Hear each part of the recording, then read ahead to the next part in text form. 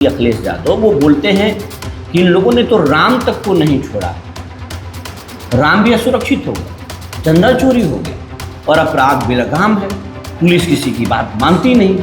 इस पर क्या कहना चाहते हैं? इसको पूरी बात को किस नजरिए से देखते हैं आप? एक मैं उदाहरण देना चाहूँगा। 2013 में जब माननीय अखिलेश जी की सरकार थी तो मुजफ्फरनगर में दंगे हुए। वो दंगा का प्रारूप क्या था, वो दंगा क्यों हुआ,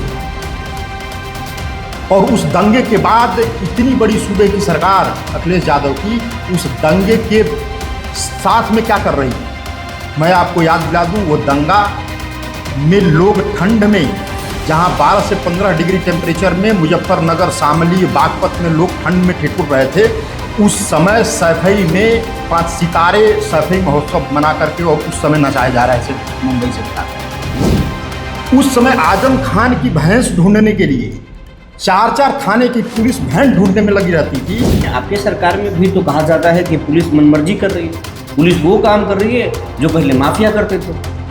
अब देखिए, उस समय की बात तो मैं करूंगा, हम क्या कर रहे हैं उसकी बात कर रहे हैं।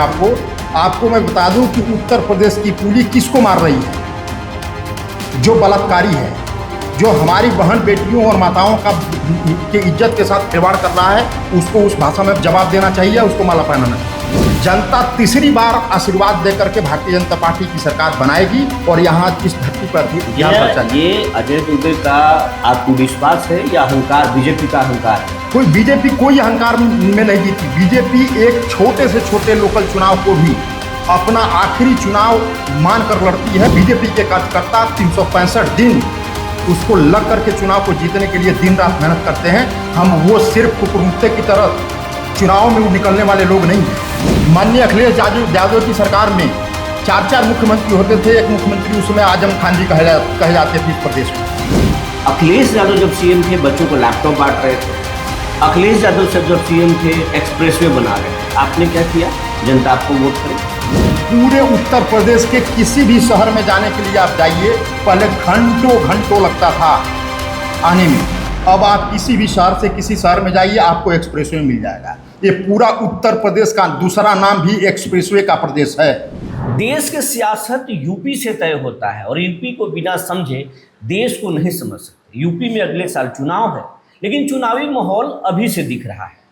इस वक्त हमारे साथ सुप्रीम कोर्ट के सीनियर अधिवक्ता और बीजेपी नेता अजय कुमार दुबे हैं और इनसे समझने की कोशिश करते हैं कि यूपी में क्या है।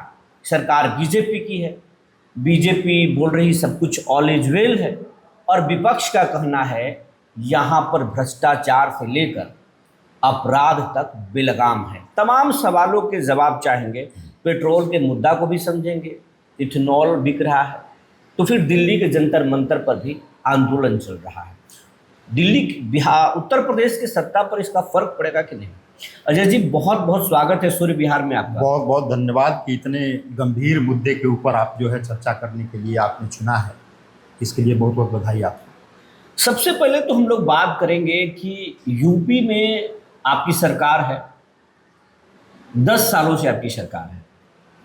यूपी में आप लोग बोलते हैं कि ऑल इज वेल है, सब कुछ ठीक है, लेकिन यूपी में जो विपक्षी पार्टी है, मुख्य विपक्षी पार्टी अखिलेश यादव, वो बोलते हैं कि इन लोगों ने तो राम तक को नहीं छोड़ा, राम भी असुरक्षित हो गया, चंदा चोरी हो गया और अपराध बेलगाम है, पुलिस किसी की बात मानती नहीं। इस पर क्या कहना चाहते हैं? इसको पूरी बात को किस नज़रिए से देखते हैं आप?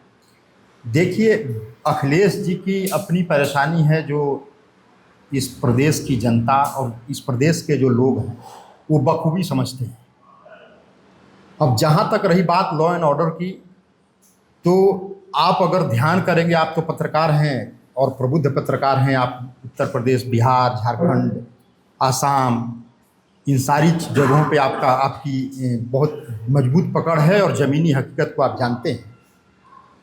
एक मैं उदाहरण देना चाहूँगा। 2013 में जब माननीय अखिलेश जी की सरकार थी तो मुजफ्फरनगर में दंगे हुए। वो दंगा का प्रारूप क्या था, वो दंगा क्यों हुए, और उस दंगे के बाद इतनी बड़ी सूबे की सरकार अखिलेश यादव की उस दंगे के साथ में क्या कर रही थी। मैं आपको याद दिला दूं, वो दंगा में लोग ठंड में, जहां 12 से 15 डिग्री टेम्परेचर में मुजफ्फरनगर, शामली, बागपत में लोग ठंड में ठिठुर रहे थे, उस समय सैफई में 5 सितारे सैफई महोत्सव मना करके और उस समय नचाए जा रहे थे मुंबई से बुलाकर। तो ये उस समय की सरकार थी। और आज की सरकार बताइए इस तरह के कोई महोत्सव हो रहे हैं? उस समय आजम खान की भैंस ढूंढने के लिए 4-4 थाने की पुलिस भैंस ढूंढने में लगी रहती थी। आज पुलिस जो है वो आतताइयों को, देशद्रोहियों को, उन आतंकवादियों को उसके ही भाषा में जवाब देना जानती है। वो सरकार अच्छी थी या ये सरकार अच्छी थी? आप उसका आकलन खुद कर लीजिए। जहां तक आपके सरकार में भी तो कहा जाता है कि पुलिस मनमर्जी कर रही है, पुलिस वो काम कर रही है जो पहले माफिया करते थे। अब देखिए, उस समय की बात तो मैं करूंगा, हम क्या कर रहे हैं उसकी बात कर रहे हैं। आपको मैं बता दूं कि उत्तर प्रदेश की पुलिस किसको मार रही है? जो बलात्कारी है, जो हमारी बहन बेटियों और माताओं के इज्जत के साथ खिलवाड़ कर रहा है, उसको उस भाषा में जवाब देना चाहिए, उसको माला पहनाना चाहिए, उसको जवाब देना चाहिए। और अगर हमने गलत किया होता तो अखिलेश जी की सरकार 2012 में बनी और 17 में ख़त्म हो गई। हमारी 2022 में सरकार बनी और फिर प्रचंड बहुमत से हमारी सरकार जो है 2027 में भी बनेगी और जनता तीसरी बार आशीर्वाद देकर के भारतीय जनता पार्टी की सरकार बनाएगी और यहाँ इस धरती पर इतिहास रचा जाएगा। ये अजय दुबे का आत्मविश्वास है या अहंकार, बीजेपी का अहंकार है? बीजेपी कोई अहंकार में नहीं जीती। बीजेपी एक छोटे से छोटे लोकल चुनाव को भी अपना आखिरी चुनाव मानकर लड़ती है और बीजेपी के कार्यकर्ता 365 दिन उसको लग करके चुनाव को जीतने के लिए दिन रात मेहनत करते हैं। हम वो सिर्फ कुकुरमुत्ते की तरह चुनाव में निकलने वाले लोग नहीं हैं।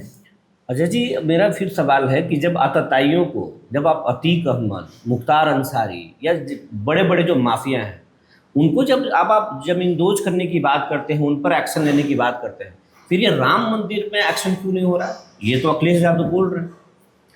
चलिए, अच्छा हुआ कि आप ये बात तो मान गए कि आतंकवादियों को जो यहाँ सजा मिली और जो समाज के द्रोही थे, जो माफिया थे, जो गुंडा थे, जो चाहे शराब माफिया हो, बालू माफिया हो, गिट्टी माफिया हो या वो बलात्कार माफिया हो, उन सब की सजा जो हमारे इस सूबे के, इतने बड़े सूबे के मुख्यमंत्री ने कहा कि मिट्टी में मिला देंगे, तो आपके सामने ही कथनी करने में कोई अंतर नहीं आया, उन्होंने मिट्टी में मिला दिया। जहाँ तक आपने बात कही राम मंदिर की, राम मंदिर में जो भी एलिगेशन लगाए गए उस एलिगेशन के ऊपर एसआईटी का गठन हुआ है और जो भी दोषी, चाहे वो भारतीय जनता पार्टी का कार्यकर्ता हो या न हो, वो दोषी होता है, वो किसी पार्टी से संबंध नहीं रखता। अगर कोई किसी को भी बख्शा नहीं जाएगा, उसको कड़ी से कड़ी सजा मिलेगी। एक बार एसआईटी की रिपोर्ट में वो चीज़ साबित हो जाने की। हम वो हैं, हम वो ढकने का प्रयास नहीं करते, हम आतंकवादियों को छुपाने का प्रयास नहीं करते।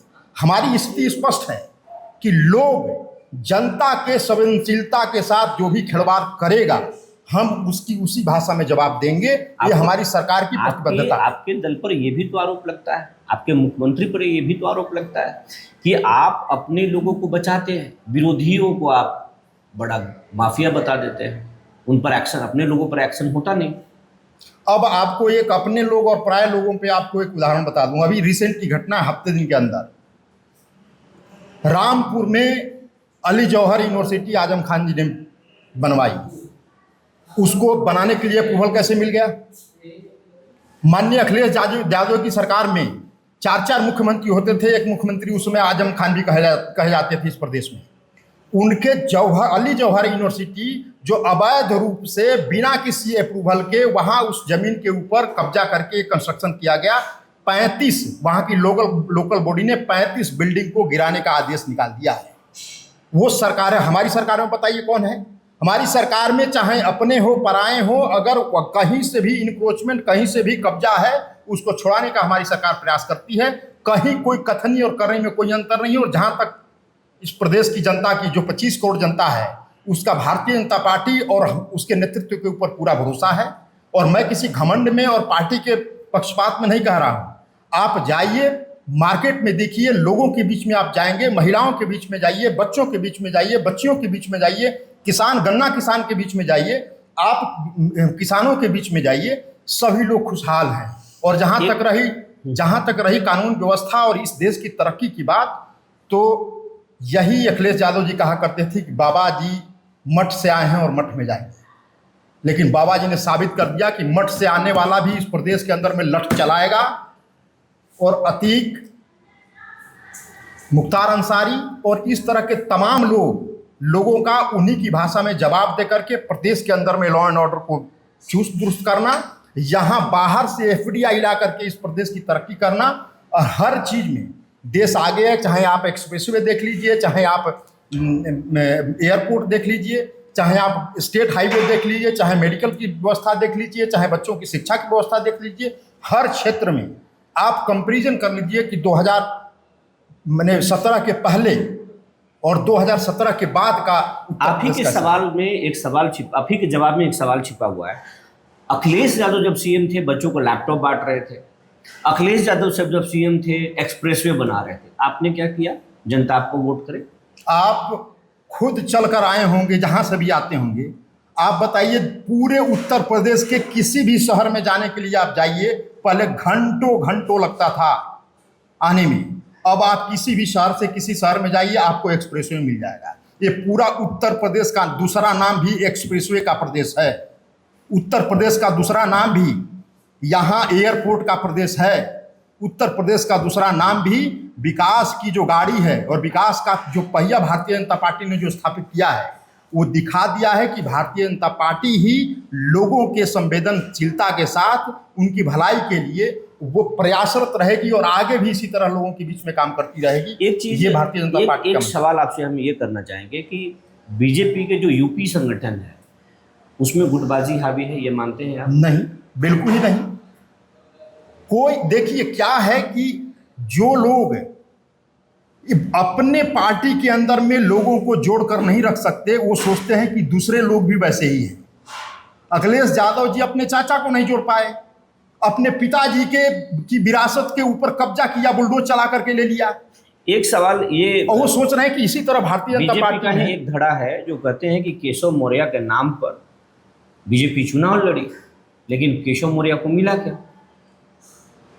देखिए क्या है कि भारतीय जनता पार्टी में न तो केशव मौर्य जी, न ब्रजेश पाठक जी और न योगी जी, इन तीनों लोगों में कोई अंतर नहीं है। ये तीनों एक ही हैं। मान रहे हैं? सिर्फ शरीर आपको अलग अलग दिखाई देता है। भरण पक्षी की कथा आप जानते होंगे, सिर्फ शरीर आपको अलग अलग दिखाई देता है। ये तीनों एक प्राण हैं, एक शरीर हैं और एक ही साथ मिलकर के सबका ध्येय ये है कि भारतीय जनता पार्टी को कैसे मजबूत करना है और अधिक से अधिक भारतीय जनता पार्टी की सरकार प्रदेशों में बने। वो जो विकास की गाड़ी और सरकार बनाने का जो पहिया आगे बढ़ चला है, वो पहिया रुकने वाला नहीं है। ये रथ चल गया है। योगी आदित्यनाथ के नेतृत्व में चुनाव इस अगली बार भी आप लड़ रहे हैं? बिल्कुल, 2027 में योगी आदित्यनाथ जी के ही नेतृत्व में प्रचंड विपक्ष एक हवा देते रहता है कि योगी सीएम जरूर है, लेकिन अगली बार मुश्किल हो सकता है, बीजेपी उनको आउट कर सकती है।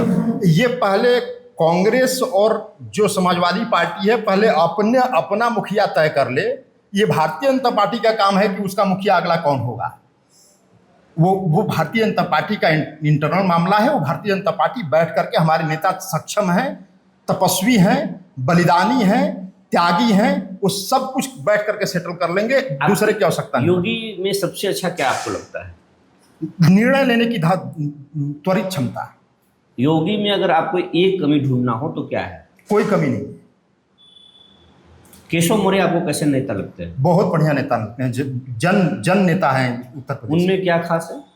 उनमें खास है कि इतने सरल व्यक्ति हैं कि उनसे जब भी आप मिलिए तो आपके कहने से पहले आपकी समस्याओं के बारे में वो पूछ लेते हैं। ब्रजेश पाठक कैसे लगते हैं आपको? ब्रजेश पाठक भी सेम सिमिलर, बिल्कुल जो मौर्य जी की जो कार्यशैली है वैसे ही ब्रजेश पाठक। केशव मौर्य और योगी आदित्यनाथ के बीच में सब कुछ ठीक है? बहुत बढ़िया है, अच्छी केमिस्ट्री है।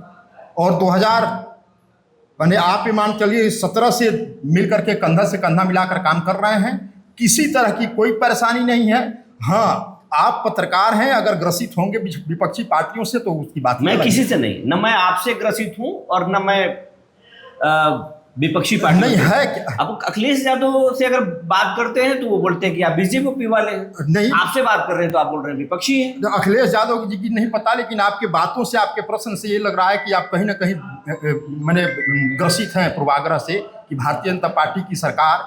अच्छा ये बताइए, जनता यहाँ अगर खुशहाल है, हमारी बच्चियाँ अगर 12 बजे 2 बजे रात में भी अगर वो अपना कहीं आज घूम फिर सकती हैं पूरे प्रदेश में, तो आप इस देश के नागरिक होने के नाते आप खुश होंगे कि नहीं? बिल्कुल खुश होंगे, सरकार जो अच्छी काम कर रही है हम बिल्कुल खुश होंगे। और जो जनता चाह रही है उसी के हिसाब से सरकार, जनता ने 25 करोड़ जनता ने 2017 और 2022 में भारतीय जनता पार्टी को भरपूर आशीर्वाद इसलिए दिया कि ये वो प्रदेश गुंडों का प्रदेश था, ये माफियों का प्रदेश था, यहाँ दंगों का प्रदेश था, उसके ऊपर अंकुश लगाने वाले भारतीय जनता पार्टी की सरकार एकमात्र इस देश के अंदर में, इस प्रदेश में है जो इसको स्थापित कर करके और लोगों के जन भावनाओं का कदर करती है और उसका सम्मान करती है, उसके ऊपर काम करने वाली पार्टी है। ये पार्टी एकात्मवाद को लेकर के चलने वाली पार्टी है। योगी जी का कोई 5 ऐसा काम बताइए जो जनता 2027 में आपको फिर मौका दे और आपको लाए। पहला काम, लॉ एंड ऑर्डर, बेटियां और महिलाएं सुरक्षित हैं।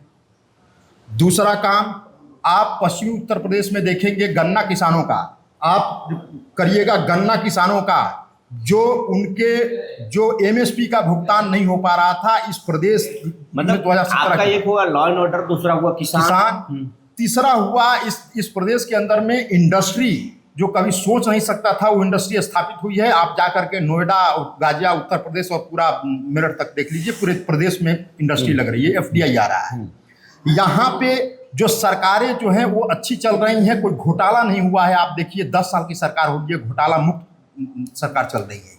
तो ये सारे काम हैं। यहाँ देखिए हाईवे, एक्सप्रेसवे का प्रदेश है, यहाँ क्या नहीं। आप देखिए यहाँ स्कूल, शिक्षा, चिकित्सा, लोगों की जो रोजमर्रा की चीजें हैं उसके ऊपर जो प्रदेश ने सुविधाएं मुहैया कराई हैं, उससे प्रदेश खुशहाल है। और 2000 आखिरी सवाल करेंगे आपसे, दिल्ली और यूपी, लखनऊ दोनों का केमिस्ट्री ठीक चल रहा है?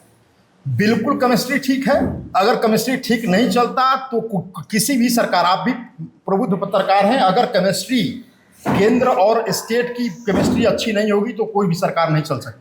हमारी सरकार 2017 में बनी और 2027 तक बताइए कहीं से भी कोई केमिस्ट्री में कोई कमी आई? सरकार बिल्कुल केमिस्ट्री के साथ, चुस्त दुरुस्त के साथ, आपसी समन्वय के साथ और सबके आशीर्वाद के साथ मार्गदर्शन में सरकारें चल रही हैं। बड़ों का आशीर्वाद, छोटों का प्यार। कहा जाता है कि अजय दुबे जो है ना वो सीएम के भी बहुत करीबी हैं, केशव मौर्य के भी बहुत करीबी हैं, पाठक जी के भी करीबी हैं, और शीर्ष नेताओं के भी करीबी हैं। मैं आपको बता दूं, मैं भारतीय जनता पार्टी कमल निशान का करीबी, वो यहाँ बसता है। एक सवाल, यूपी में जो अगला चुनाव होना है, कितने विधायक हैं जिनका टिकट प्रसंकट हो सकता है और कितने ऐसे हैं जो रिपीट हो सकते हैं? देखिए, ये हमारे पार्टी का मामला है, ये कहीं किसी चैनल पे इसको बताना ठीक नहीं है। पार्टी शीर्ष नेतृत्व तय करेगा कि किसको टिकट देना है, किसको टिकट नहीं देना है, ये नेतृत्व तय करता है। हम बैठ करके स्टूडियो। चलते चलते एक सवाल, दिल्ली में अभी जो प्रदर्शन हो रहा है जंतर मंतर पर बच्चों के लिए, जो आपके केंद्रीय शिक्षा मंत्री पर सवाल उठ रहा है, सरकार क्यों नहीं उसमें एक्शन ले रही है? क्या सरकार एक्शन क्यों नहीं ले रही है? तो ये आप बताइए। अगर कोई भी किसी से मोटिवेट होकर, क्या इस देश को नेपाल बनाना चाहते हैं आप? क्या इस देश को आप श्रीलंका बनाना चाहते हैं? क्या इस देश को लीबिया बनाना चाहते हैं आप? क्या करना चाहते हैं इस देश को? इस देश में जिस तरीके से लोकतंत्र स्थापित हुआ है और लोकतंत्र के बचा करके हमारे पूर्वजों ने लेकर आया है, वो क्या पर्याप्त नहीं है? आप किसी के कहने पे, किसी के मोटिवेट होकर के राहुल गांधी और चाइना के कहने पे आप जो है धरने प्रदर्शन पे बैठ जाएंगे और चाह रहे हैं कि देश का कोई हिस्सा अलग हो जाए। ये होने नहीं देंगे। इस देश की अखंडता के साथ साथ, संप्रभुता के साथ साथ इस देश की जो सभ्यता और संस्कृति है उसको बचा कर रखना जरूरी है। इस तरह के लोग बिना मोटिवेटेड, आप बताइए, अन्ना हजारे किए थे, किसी से मोटिवेट नहीं हुए थे, सरकार उनकी बात सुनी, चाहे किसी की भी सरकार। ये लोग कहीं ना कहीं से प्रभावित हैं, किसी न किसी से, इसीलिए एक्शन नहीं हो रहा है। इसीलिए एक्शन क्या, जरूरत ही नहीं एक्शन की। आप ये बताइए कि ये बोले थे कि करोड़ों लोग आ जाएंगे, ये बोले एक हफ्ते के अंदर में हमारे मैंने 2 बिलियन लोग जो है हमारे सपोर्टर हो गए, और जब जंतर मंतर पे धरना की बारी आई तो वहाँ 5,000 भी लोग नहीं थे। सबसे ज़्यादा पत्रकार लोग थे, और उसके बाद वहाँ देखने गए थे कि आज की ये कॉकरोच वाले क्या कर रहे हैं। ये कॉकरोच हैं, इनको हिट से, काला हिट से मार करके इनको सब कुछ खत्म हो जाएगा, आप देखते रहिए ऐसे ही खत्म हो जाएंगे। ये हताश, निराश और केजरीवाल टाइप के जो अराजकता फैलाने वाले इस देश के लोग अंदर काम कर रहे हैं, उसको बहुत ध्यान से, आपकी भी जिम्मेदारी है, हमारी जिम्मेदारी है कि ऐसे लोगों के ऊपर पैनी नजर रखें, और जो सच्चाई है उसको सबके सामने रखें, ताकि हमारा देश सुरक्षित रहे। जब देश सुरक्षित रहेगा तो हम सुरक्षित रहेंगे, तभी हमारा देश आगे बढ़ेगा। तो ये थे अजय कुमार दुबे, जो बीजेपी के नेता हैं और सुप्रीम कोर्ट में सीनियर लॉयर हैं। हर सवालों के बेबाकी से उन्होंने जवाब दिया। बने रहिए हमारे साथ, फिर मिलेंगे किसी और शख्सियत के साथ। तब तक के लिए धन्यवाद।